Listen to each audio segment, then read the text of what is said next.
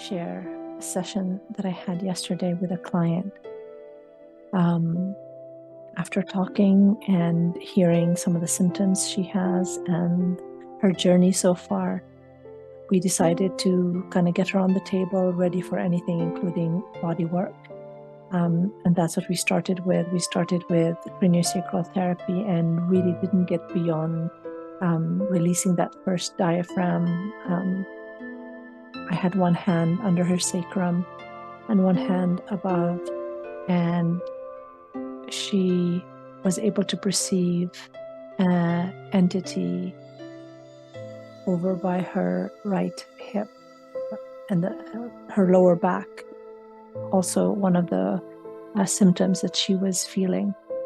And she described it as, we didn't know the name back then, but it's the Dementors from Harry Potter, those dark, wispy, scary things that take the soul away. That's what it looked like.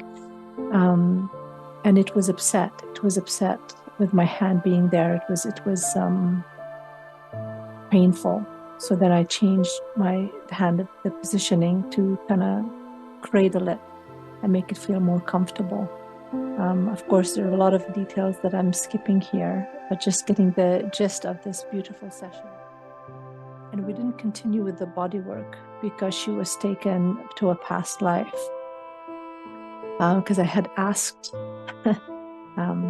this entity that looked like a Dementor, I asked about how long it's been there. And the answer was 12. She kept getting 12, 12, 12. So I asked, it was, 12 weeks ago, 12 months, 12 years, 12 lifetimes ago. And she was taken to a place where she was being burnt in the center of a town, accused of being a witch. And I had her look around, and there were many being burnt. And I asked, well, how many are they? Can you count them, or are there a lot? And then she found out that there were 12 of them, her included. Took her back a little bit just to see how we got even to that point of being burnt, with everybody yelling and watching. She lived in a cabin. There was her father and mother and many others, not siblings, but cousins, all female, except of course for the father. And the story was that he had betrayed them. He was a alcoholic, a drunkard, and somehow the townspeople got him. Maybe he needed the money for the alcohol or something, I don't know, but he felt extremely ashamed and guilty for having done what he did, as the angry mob came and took everyone away as they were peacefully having their meal at home. So I had the client kind of face each one of the people. Again, they were all women, all ages. Those were her cousins. They were all in this beautiful healing practice, and people from the town would come, seeking, their healing. So she stood before the mom, and there was just a lot of guilt.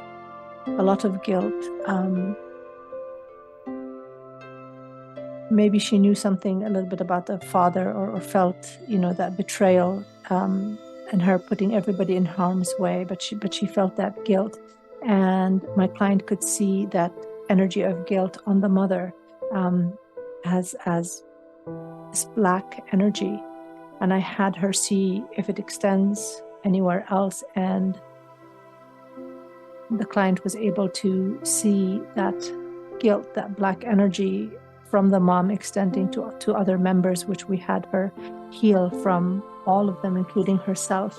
That black energy had also entered her own body through the cuts that they did on her body. So she stood in front of, because she'd be one, the mother would be two. The third person, she saw the energy of purple, which was for healing. The fourth person had the energy that she could perceive as the color yellow, and it had to do with flowers and healing with plant medicine.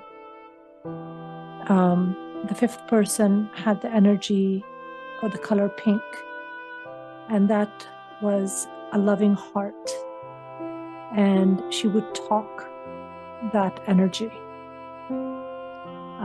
Then the sixth person, let's see, she had some of that black from the mother, but her vibration, her original vibration is yellow. Her healing power basically was the yellow.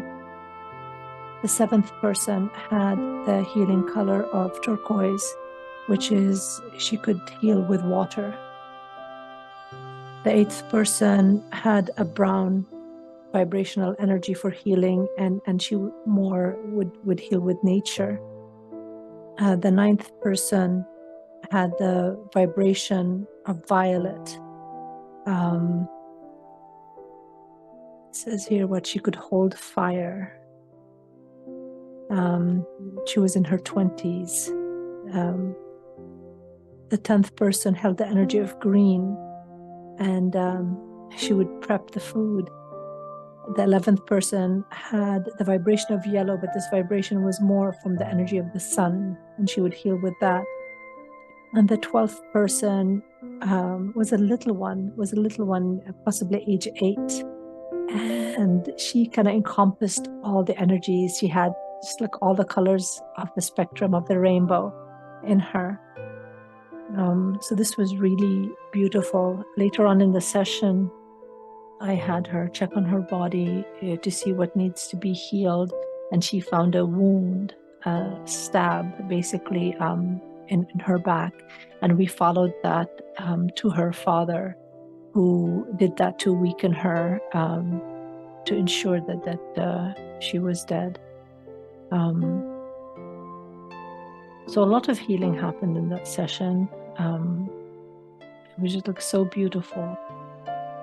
And I just wanted to share it with you that some of the issues that we have in this lifetime that pop up at a time where you're in the right place, right space to tend to these, and some of the reasonings of why, for example, your lower back is hurting, could be, yes, from sitting too much, maybe at the computer, or something that needs to be strengthened, or something that needs to be stretched.